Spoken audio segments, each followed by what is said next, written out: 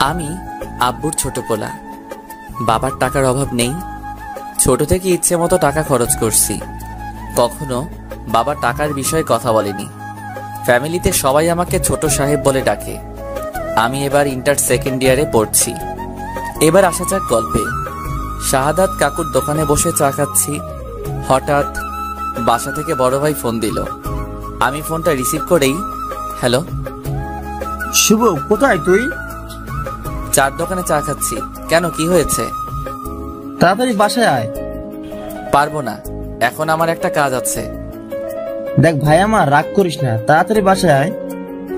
আচ্ছা, আসছি বলেই বাইক স্টার্ট দিয়ে তাড়াতাড়ি বাসায় পৌঁছলাম। বাসায় ঢুকেই আমি অবাক, এত মানুষের হইচই কিসের? আর বাড়ি এত সুন্দর করে সাজানো হচ্ছে কেন? আমি কিছুই বুঝতে পারলাম না। সোজা ভাইয়ের রুমে চলে গেলাম। ভাইয়া কই তুমি? আর কি হয়েছে শুনি? তোমার ভাইয়া বাজারে গিয়েছে, তুমি ড্রেস চেঞ্জ করো। কেন, কি হয়েছে যে ড্রেস চেঞ্জ করতে হবে? আজকে তোমার বিয়ে। আমার মাথায় তো আকাশ ভেঙে পড়লো। কি, আমার বিয়ে মানে? আজকে তোমার বিয়ে। আরে মানে কি? ভাইয়া চলে আসলো। এসেই, শুভ চল, গোসল করতে হবে। ভাইয়া আমার বিয়ে, আমাকে আগে বলবে তো? এখন তো বললাম, চল এবার তাড়াতাড়ি, লেট হয়ে যাচ্ছে। না, আমি বিয়ে করব না বলেই সোজা বাইকের কাছে এসে বাইকে উঠে যখনই বাইকে স্টার্ট দিব তখন দেখি বাইকে চাবি নেই। ভাইয়া চাবি দাও। চাবি তো আমার কাছে না, আব্বুর কাছে, আব্বুর কাছ থেকে নিয়ে আয়। আমি আব্বুর কাছে শুনেই ভয় পেয়ে গেলাম। তখনই আব্বু আসলো। কিরে শুভ, তুই এখনো এখানে দাঁড়িয়ে আছিস? তাড়াতাড়ি গোসল করে আয়। যাচ্ছি আব্বু।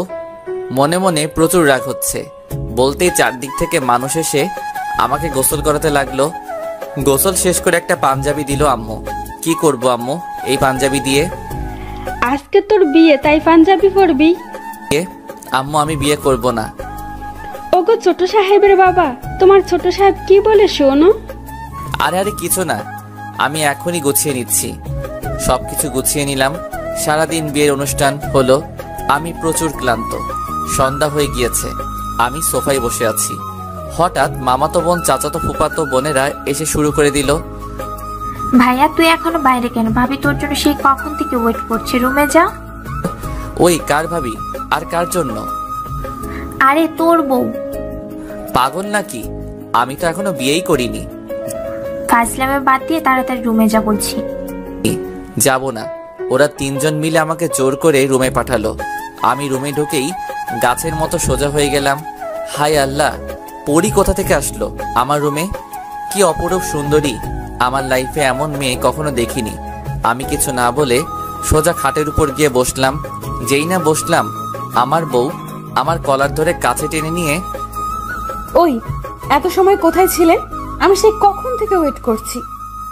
আরে আরে আপু, কলার ছাড়ুন, দম বন্ধ হয়ে যাচ্ছে তো। ওই আপু মানে কি? আমি আপনার বউ। সরি, আমি আপনাকে বউ মানতে পারবো না। আপনি মানলে ভালো, না মানলে গলা টিপে মেরে ফেলবো।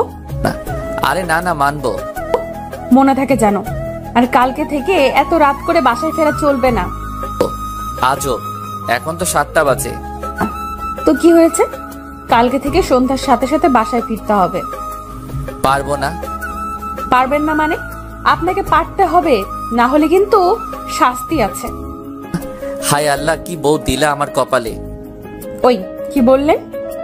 না মানে আল্লাহর কাছে শুকরিয়া আদায় করছি তোমার মতো মিষ্টি একটা বউ পাওয়ার জন্য। মনে থাকে জানো। ও আচ্ছা, কয়টা প্রেম করছেন বিয়ের আগে? অনেকগুলো প্রেম করছি। কেন? কি, তুই আমার আগে অন্য মেয়ের সাথে প্রেম করছিস? না মানে? মানে মানে করবি না? আমি এত স্বপ্ন দেখেছিলাম আমার জামাইকে নিয়ে, আর তুই আগেই প্রেম করছিস? আচ্ছা, কি কি স্বপ্ন দেখছিলা? আমি সেই ছোট থেকে ভাবছি বিয়ের পর জামাইয়ের সাথে প্রেম করব, আর তুই আমার আগেই অন্য মেয়ের সাথে প্রেম করলি। মানে তুমি বিয়ের আগে প্রেম করনি? না, আমি কখনো প্রেম করিনি। ওয়াও, অসাধারণ। কি? শুনো, আমিও কখনো প্রেম করিনি। ছোট থেকে একটা কথাই ভাবছি, বিয়ের পর বউয়ের সাথে প্রেম করব। বিয়ের পর নতুন ভাবে জীবন শুরু করব।